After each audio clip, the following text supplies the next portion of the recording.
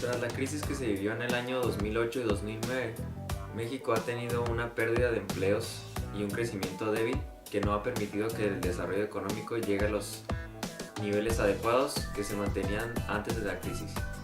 Durante los últimos 3 años apenas se ha recuperado los niveles de empleabilidad y de ingresos que tenían los mexicanos antes de la crisis. A finales del 2013 y principios del 2014, México tuvo una desaceleración en su desarrollo económico debido a factores externos que afectaron no solamente al país, sino a la población mundial. A partir de estos años, México se ha mantenido con un crecimiento constante pero lento, que no ha permitido que los niveles de empleo hayan llegado a la capacidad de toda la población.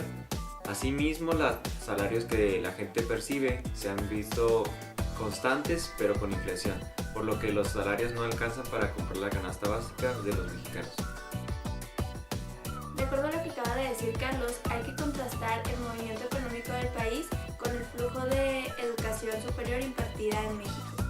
Primeramente, hay que reconocer que el nivel académico de una persona que ha salido de la escuela de grado superior tiene mayor competencia y ofrece mayor enfoque en las actividades industriales que se ofrecen en el país.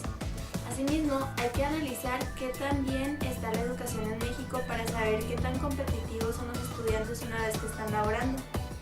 En la educación mexicana están regidas las escuelas bajo varias normas de acuerdo a la Secretaría de Educación Pública, las cuales ofrecen la evaluación de acuerdo al plan de estudios que cada universidad ofrece.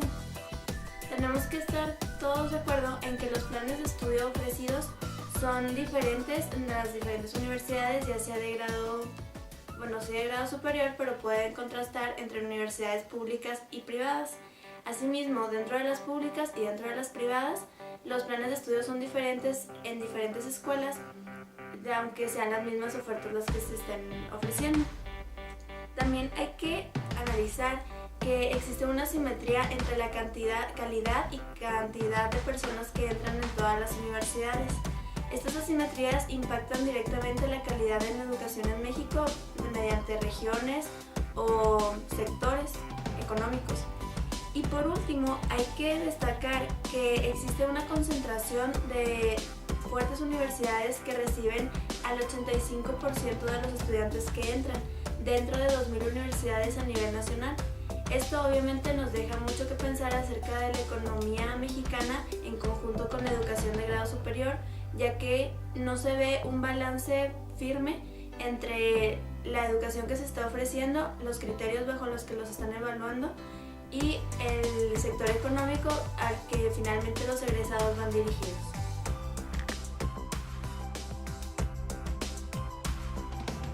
Aquí tenemos el diagrama Forrester. Entre las variables que hemos contemplado para el sistema tenemos a la población con su correspondiente tasa de crecimiento. Asimismo tenemos a las vacantes que tienen una tasa de crecimiento definida como tasa de crecimiento vacantes. Estas dos variables afectan a los ingresos, que vienen siendo los ingresos para el sistema educativo. Asimismo, hay un porcentaje o una relación entre los ingresos y las personas que egresan. Aquí tenemos la relación.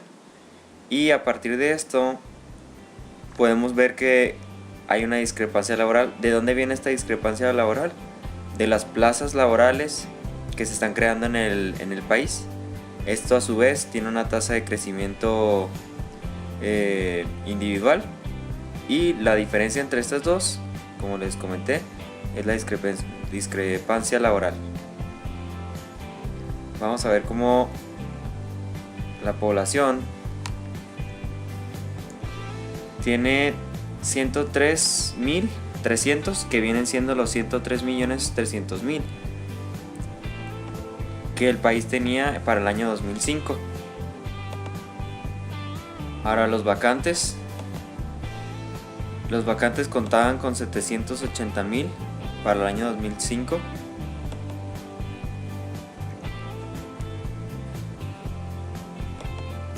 Los ingresos, que viene siendo el mínimo entre los vacantes, y la población.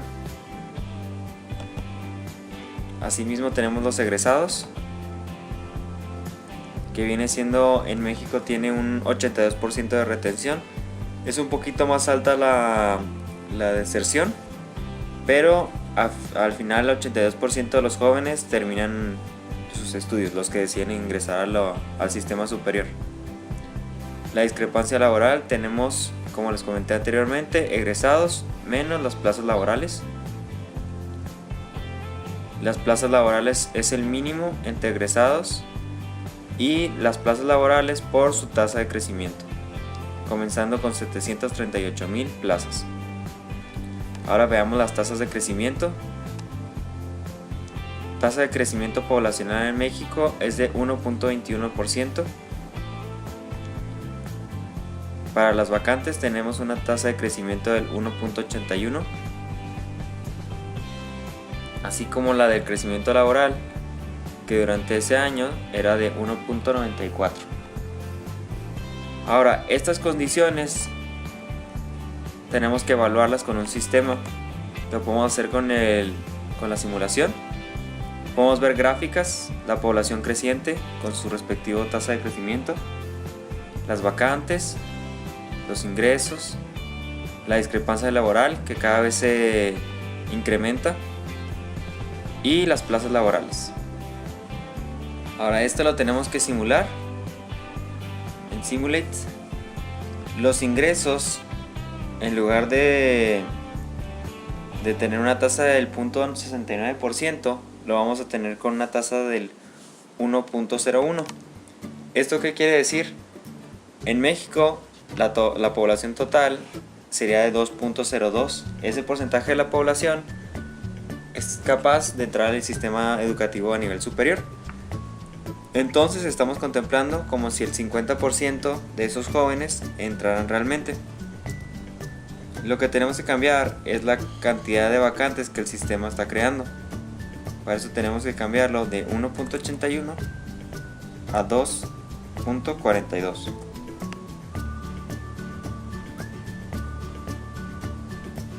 Y la cantidad de plazas laborales se debe quedar en 1.94 porque no podemos estar cambiando el desarrollo de México. Nos conviene que se mantenga en esta posición, que en nuestro caso sería el peor escenario. Si lo decreciéramos, haríamos que la cantidad de empleos generados fuera peor.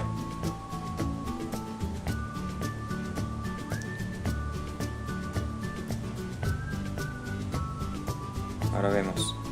Nuestros cálculos fueron hechos para 30 años. Como se puede observar en la gráfica de la discrepancia laboral, la curva que antes existía yendo hacia abajo, ahora se cambió para que dentro de 30 años haya un incremento y que la discrepancia se acerque a un cero.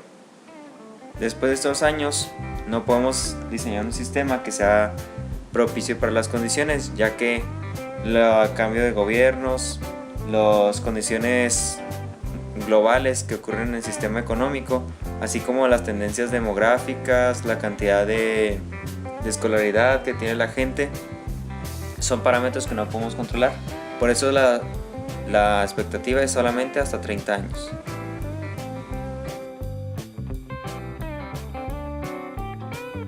Podemos observar en la sección de historial y pronósticos una relación entre la oferta y la demanda.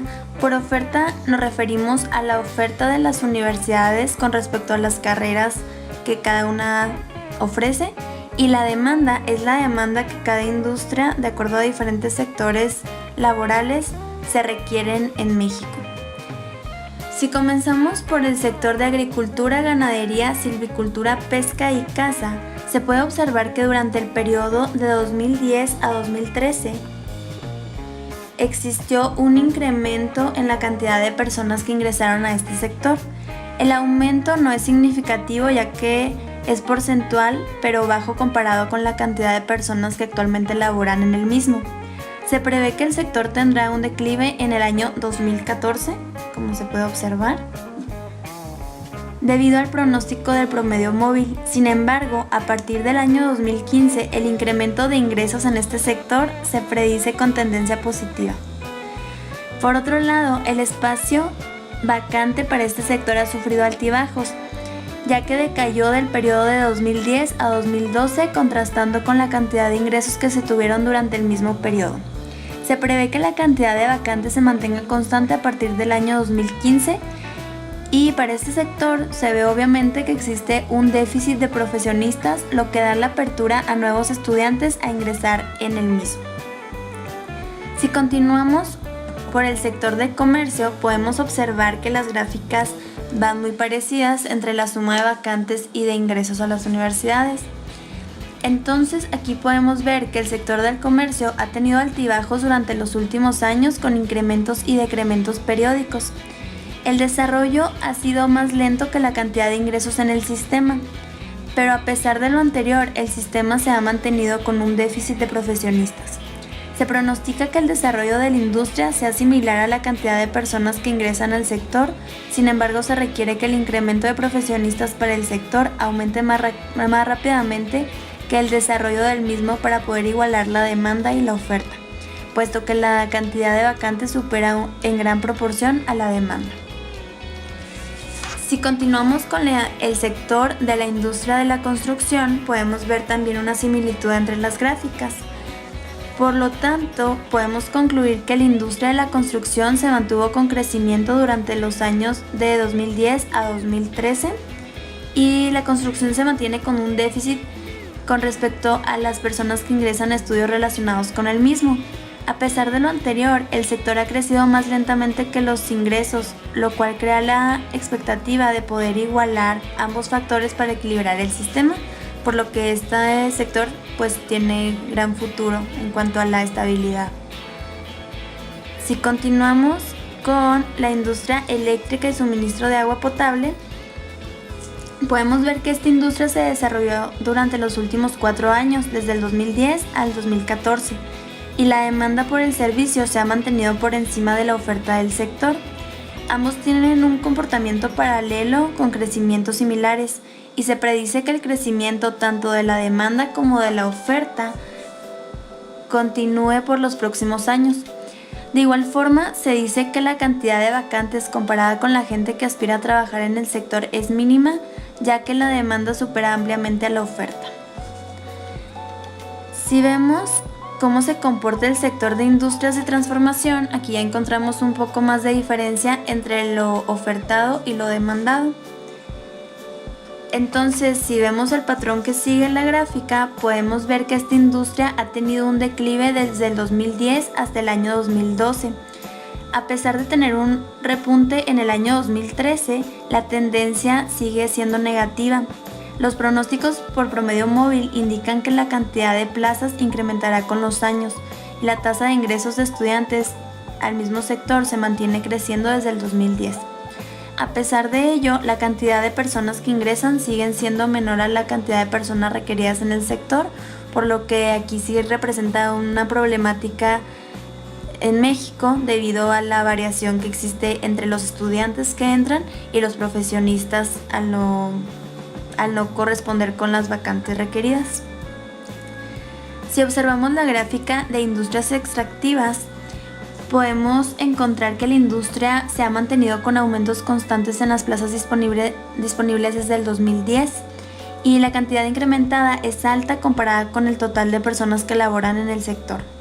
Debido a las características del promedio móvil, la cantidad de personas que ingresan será menor a la obtenida en el 2013, pero la cantidad de plazas disponibles se mantendrá constante en los consecuentes. Por otro lado, la cantidad de ingresos en el área ha incrementado a una tasa mayor que la misma industria. Los ingresos de estudiantes para este sector se encuentran por encima de la demanda, por lo que una gran parte de esta población recae en otros sectores industriales. Se pronostica que la tendencia siga el comportamiento del crecimiento natural de la industria extractiva, aunque los efectos del déficit de plazas laborales pueden cambiar la cantidad de ingresos para el sector, ya que el aumento de la cantidad de ingresos supera al aumento de la cantidad de plazas disponibles.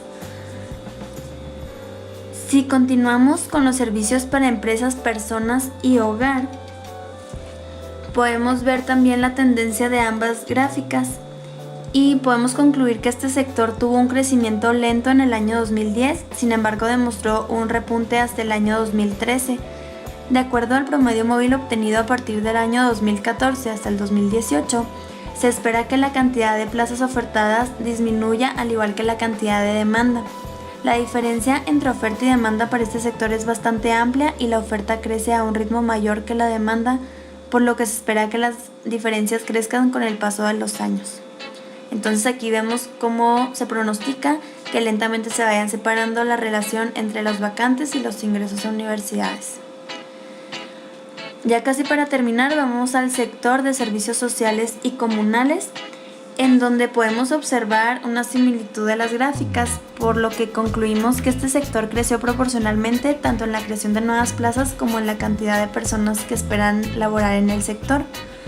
Las tendencias para ambos son positivos según los registros del año 2010 al 2014, sin embargo la tendencia entre ambos sigue siendo sustancial.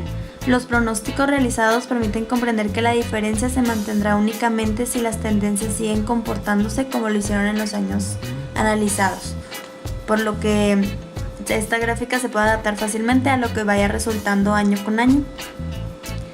Y ya para terminar podemos observar el sector de transportes y comunicaciones, en donde vemos ligeras diferencias, por lo que concluimos que este sector se mantuvo con crecimiento constante durante el periodo comprendido desde el 2010 hasta el 2014, y la cantidad de personas requeridas para el sector es mayor a la cantidad de personas del mismo periodo de años.